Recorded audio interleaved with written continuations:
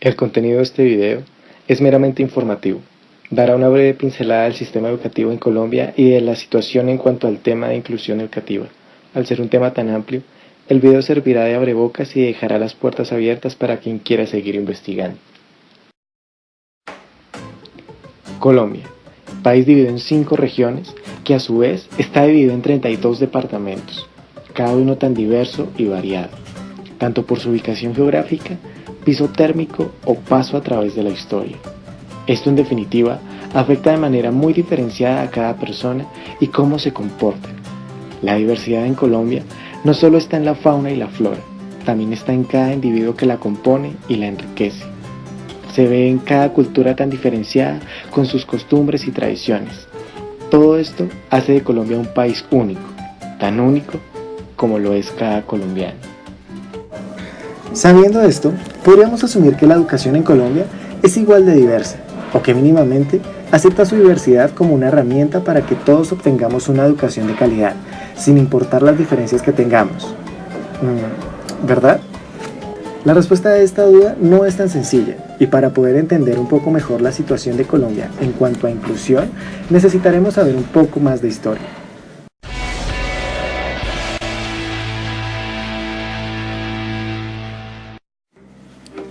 El sistema de educación que predomina en Colombia está basado en el sistema prusiano, que nació en la segunda mitad del siglo XVIII. Esta fue una época bastante importante en la historia de la humanidad, ya que grandes cambios seguirían luego de la Revolución Francesa y de la Revolución Industrial.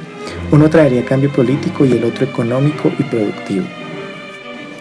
Es por ello que en medio de esta época tan convulsionada, se requiere por una parte soldados disciplinados y eficaces y por otra obreros funcionales y obedientes.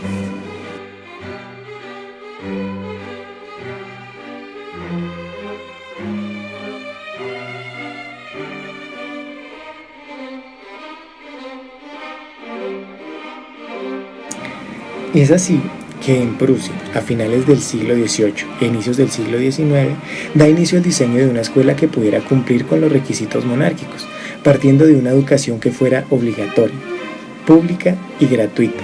Con ello, el fin primario de las instituciones sería el control de la conducta e instruir obreros y soldados obedientes y disciplinados. Para llevar a cabo este tipo de escuela, se necesitaba dinero que sería suministrado por los grandes magnates del momento, tales como Andrew Carnegie, que era dueño de una productora de acero y una fábrica ferroviaria, J.P. Morgan, que era un banquero, John Rockefeller, que en su fábrica extraían, refinaban y transportaban casi el 90% del petróleo de la época, y Henry Ford, que fue el fundador de una fábrica de automóviles y el creador de las cadenas de producción en masa. Son en estas escuelas donde se da inicio a una clasificación de las personas por grados o niveles de acuerdo a su edad, que a su vez derivaría, quizás sin saberlo, en superioridades raciales que desencadenaría xenofobia y o nacionalismo extremo.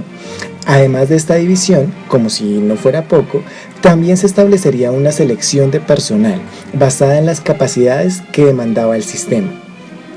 Los mejor adaptados a dicho sistema tendrían labores administrativas o gerenciales, mientras que los menos aptos serían parte del grupo obrero, y así se seguían manteniendo divisiones.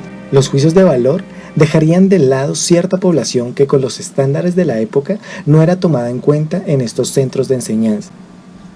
Poco a poco, la creatividad iba siendo aniquilada, puesto que se necesitaban seres productivos y no con iniciativas propias.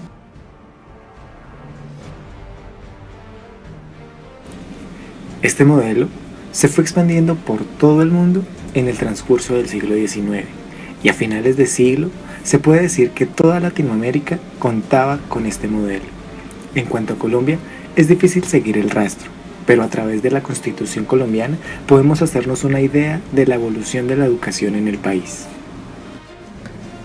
Podemos encontrar en la Constitución Política de 1863 un pequeño apartado en el capítulo 2, sección 3, artículo 18, el cual dice: son de la competencia, aunque no exclusiva, del gobierno general los objetivos siguientes. Primero, el fomento de la instrucción pública.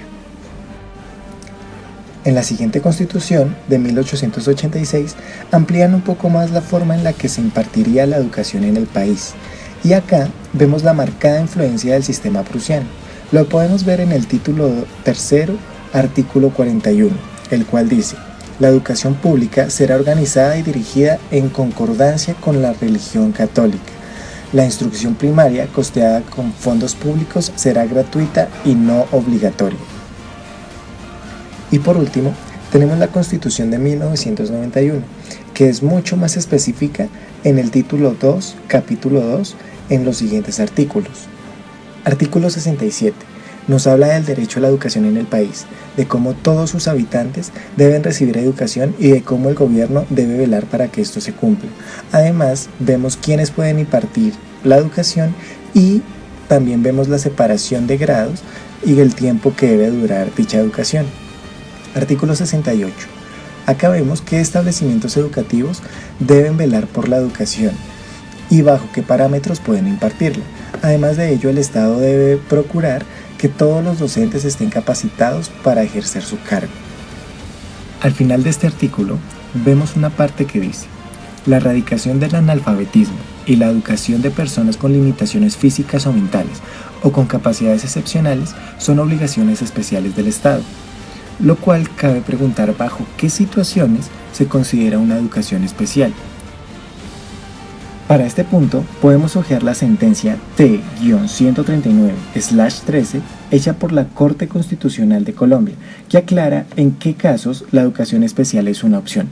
Allí dice: la regla general es la garantía de la posibilidad de acceder al sistema educativo en aulas regulares de estudio. La educación especial debe entenderse como la última opción, es decir, debe operar de forma excepcional. La regla general en la interpretación de los componentes del derecho a la educación de niños y niñas discapacitadas es que estos tienen el derecho a acceder a aulas regulares, pero para que ello sea posible es necesario hacer ajustes razonables al modelo educativo actual. Artículo 69. Se garantiza la autonomía universitaria, en la cual cada universidad puede tener sus propias directivas. Acá cabe resaltar que el Estado puede facilitar mecanismos financieros que hagan posible el acceso de todas las personas aptas a la educación superior. Artículo 70. Acá el Estado debe promover y fomentar el acceso a la cultura de todos los colombianos en igualdad de oportunidades. En este artículo podemos ver que, sin importar las capacidades que tenga cada persona, puede tener libre acceso a la información y al conocimiento. Además de la Constitución Política de Colombia, podemos visitar la página web del Ministerio de Educación. Allí podemos ver cuál es el sistema educativo colombiano. Entre otras cosas, nos explican que la educación es un derecho de cada ciudadano y que el Estado debe regular y ejercer por el buen servicio en la educación. También se establece que se debe garantizar el adecuado cubrimiento del servicio y asegurar a los menores las condiciones necesarias para su acceso y permanencia en el sistema educativo. Además se aclara cuál es el tiempo estimado de educación en Colombia, el cual se compone de la educación inicial, la educación preescolar, la educación básica, que está compuesta por 5 grados en primaria y 4 grados en secundaria, la educación media, que son 2 grados y culmina con el título de bachiller, y por último la educación superior. Teniendo en cuenta todo esto, cabe preguntarnos, ¿cómo estamos en cuanto a educación inclusiva en Colombia? Antes de ello, debemos saber primero qué es educación inclusiva.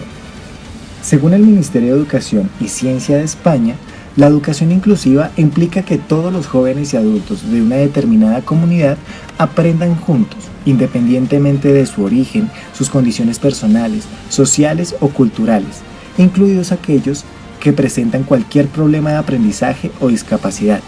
Se trata de una escuela que no pone requisitos de entrada ni mecanismos de selección o discriminación de ningún tipo, para hacer realmente efectivos los derechos a la educación, a la igualdad de oportunidades y a la participación. En la escuela inclusiva, todos los alumnos se benefician de una enseñanza adaptada a sus necesidades y no solo los que presentan necesidades especiales.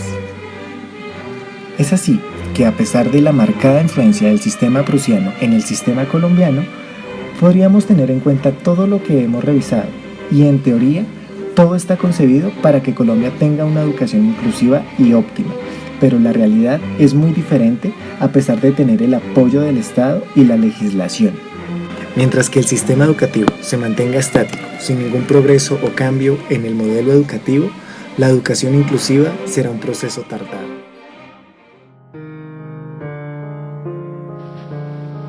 El peor error de todos es dejar de creer en la posibilidad del cambio y el progreso. Si no creemos en el cambio, todos los esfuerzos serán en vano, porque nos convertiremos en aquello que prometimos cambiar.